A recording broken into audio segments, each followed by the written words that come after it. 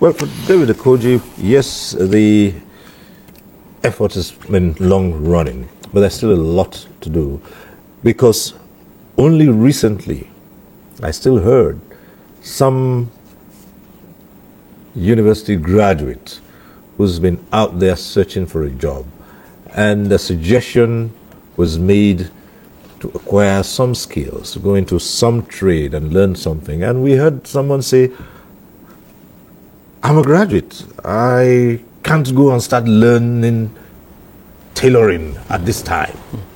And you do hear that often.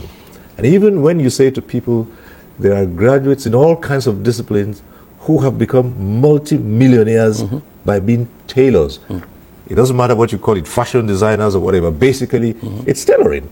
And there are many graduates there who have become millionaires, you know, as tailors. Absolutely.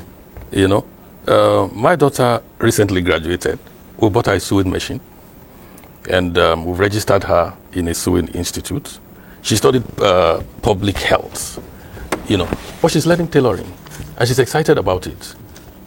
What that does is, if peradventure maybe she finds herself working outside this country, that skill becomes additional source of earning, you know, outside of her certificate acquired from schools. So I encourage the youth to do away with this prejudice. It's born of lack of knowledge. In the 80s, when some of us were in the university, our colleagues who had some of these skills, even as basic as barbing, who were making more money on campus, barbing their fellow students, you know. And then at every point in time, those guys always had cash. You know, we would go to them with our pocket money and pay every week to get our hair groomed. So there's a lot of wisdom, you know. You see, that can do some memories, because I could be very correct. Probably we didn't go to the same university or we didn't school at the same time, but that was the trend. When we are broke, we go to those guys that are barbing. Yes. To seek for financial assistance from them. But they are fellow students. Yes. They come out weekends, Saturday, Sunday, they come out with just a stool. No mirror, nothing, just the clipper. And you pay. You pay for the services. Today, when you look at, take for instance photography today. There are places that a photographer will go to that you can't even access those places. In those days, people look down on those professions. But today you have graduates. You acquired degrees in photography. And it's a very good skill today that some of them are multi-millionaires, like you rightly said. Multi-millionaires in that industry.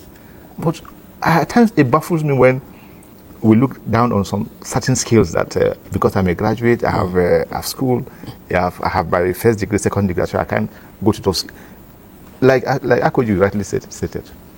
Today you go to US, you go to UK, you want to get the service of a plumber. It costs you a lot. A lot of money. It costs you a lot of money. You are a student and you have your machine, you have your fashion design machine, and you are in UK. It brings a lot of money to you because it complements a lot of things that you're going to do while studying in the UK.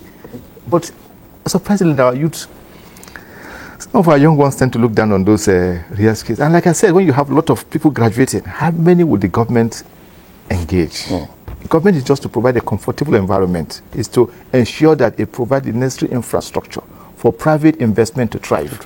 And it is the private sector that will engage the skilled, employable skilled persons. And no private sector will want to get a young man that doesn't have a real skill that will add value to his industry or to his company. And so it makes you a more attractive bride when you have one or two skills at complementing your degree. And so I think for us, like, we have to go back to that and kudos to the NOA, because every day you see their bulletin, we have to reorientate our young ones. That mindset have to change. That mindset that you look down on certain real skills have to change. Look at the Chinese kids. They grew up with that mindset. And today you have industries in virtually every corner of China. You have industry. You go to, I just came back from China last week. We went to a firm, one of my friends, and the owner of the industry was, do you want to take a look at what they are doing? And we're looking at, we say, okay, where's the industry? Where's the factory? Do you want to go to the factory? We say, we want to go to the factory for solar panel. And we say, where's the factory? So presently he took us to the basement. of the office. And there was a big factory there. Just the basement. The basement was meant to be a parking space for vehicles. It has been converted to a factory. And they are exporting.